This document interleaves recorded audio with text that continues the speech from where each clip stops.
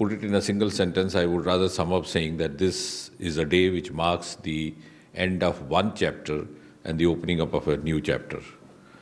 And it is, in fact, you would recall that over the last nearly 7 years, one after the other, under Prime Minister Narendra Modi, we have been able to liberate ourselves from a number of regulations, number of restrictions which were, in fact, a legacy of the feudal mindset and also to an extent a legacy of the British Raj of the pre-independence era. And while on the one hand, we have got rid of as many as over 1,500 avoidable rules which had been done away with the intervention of Prime Minister Modi, this was an area, the sector of space, which was rather considered a taboo over the last 70 years since independence. And it worked, functioned behind a shroud of maybe secrecy or maybe mystery, very little known to the outside world. And you would recall that even in your younger days, if at all space made a news, it made a news only when there was a launching of a rocket happening from a place called Sriharikota, which was also forbidden for the common citizens, and we would just find one column news in the newspapers. Very recently, in a very revolutionary breakthrough, Prime Minister Modi, with his intervention and guidance, we could take the decision to what I would say unlock the space sector and to open it to a great extent to private participation in a number of ways which were actually permissible and safe to begin with. And this was a decision which was quite unimaginable till very recent past. And I think as a follow-up of that, now we have moved one step further and made a history today by announcing that map making in India stands completely deregulated from today. That is the 15th of February 2020. And this is in keeping with the agenda which has been followed by this government under Prime Minister Modi, the agenda of self-reliance, the agenda of Atmanirbhar Bharat. And therefore, keeping that as the focus, space technology and mapping would no longer be confined only as a tool to take care of the security areas, but also as a major tool for the development. And you would recall just about 4 years back, we had a brainstorming session lasting nearly 2 days. Again, it was with the personal intervention of Prime Minister Modi. There was an interaction between the space scientists on the one hand and representatives of the different ministries and departments on the other hand, to work out how best space technology could actually contribute in different infrastructural areas. As a result of this, in the last 3 years, we have space technology being used in laying down of rail tracks, even the mapping of unmanned rail crossings. We have space technology in the smart city program, in the housing sector, in the construction of bridges. We have space technology in a big way in the agriculture sector for the welfare of the farmers, whether this is soil health card, whether it's DBT. We have telemedicine, tele-education, of course, further extended. And therefore, we have now actually entered a phase or an era where space technology has virtually entered every Indian household in one way or the other.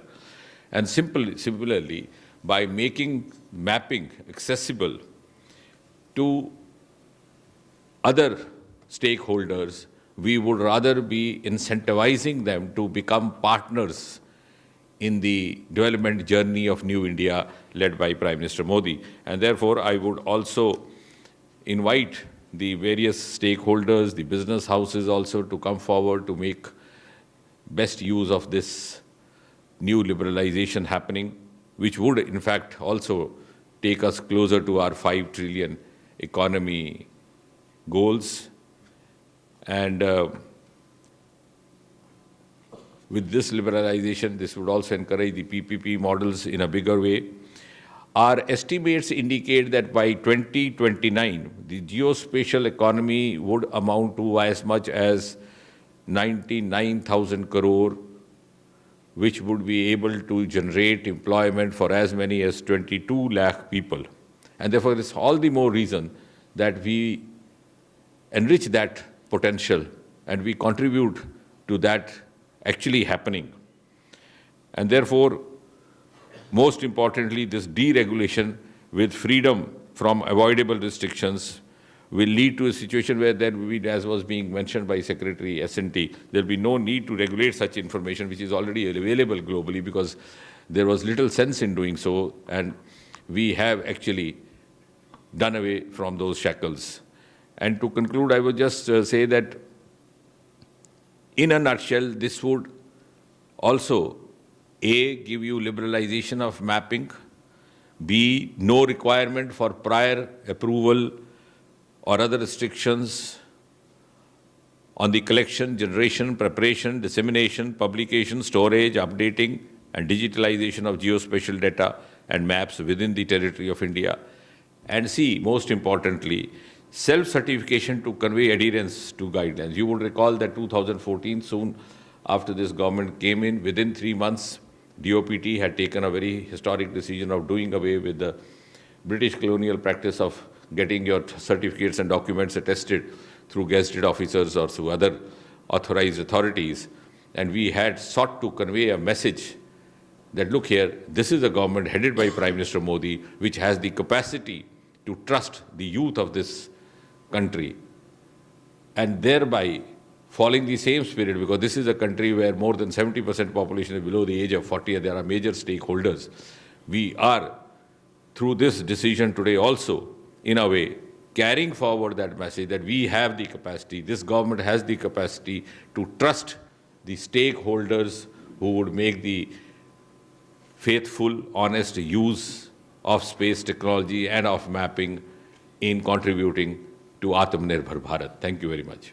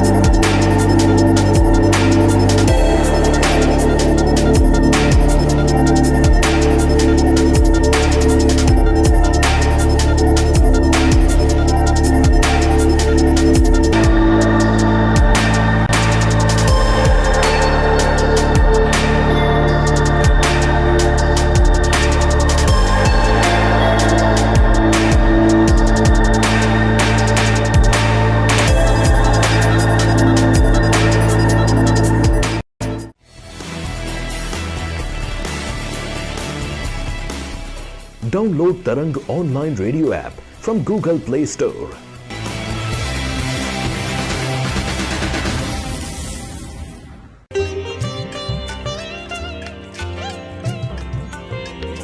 You are listening to Tarang Devotional Online Radio.